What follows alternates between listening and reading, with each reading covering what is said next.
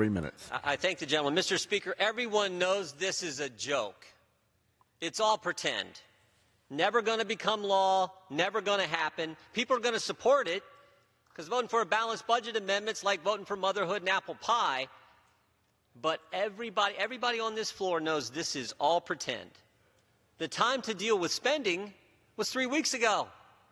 3 weeks ago, that was the time for political courage, some discipline, some political will was 3 weeks ago when we got a 2,232-page bill that we had 15 hours to look at. That was when we needed to deal with spending. 15 hours to look at a $1.3 trillion spending package, the second largest spending package in American history, and we had 15 hours to look at it. Oh, and guess what? You know how long we got to debate it? 1 hour. On a 3-page bill that's never going to happen. You know how long we're debating this? 4 hours. The time for political courage was 3 weeks ago. The last vote we take for the Easter recess, $1.3 trillion of spending, funding things we as Republicans said we would never fund, not funding things we told the voters we were going to fund, and then we go home and we come back and the first thing we do with 4 hours of debate, not one like we had on that bill, is a bill that's never going to happen. No wonder Americans hate this place. No wonder they're cynical. I don't blame them.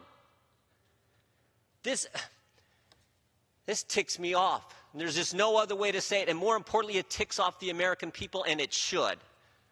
And you know, the last 24 hours, everyone in this town's been focused on who's going to be the next speaker. Let me tell you something. A much more important question than who's going to be the next speaker, who's going to be the speaker next year, is what are Republicans going to do this year?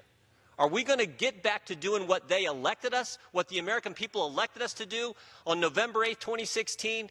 Are we going to get back to doing what we told them we were going to do, the mandate of that election? Or are we going to keep doing pretend things like this? Let's do what we said. We make this so hard. Let's just do what we said we would do.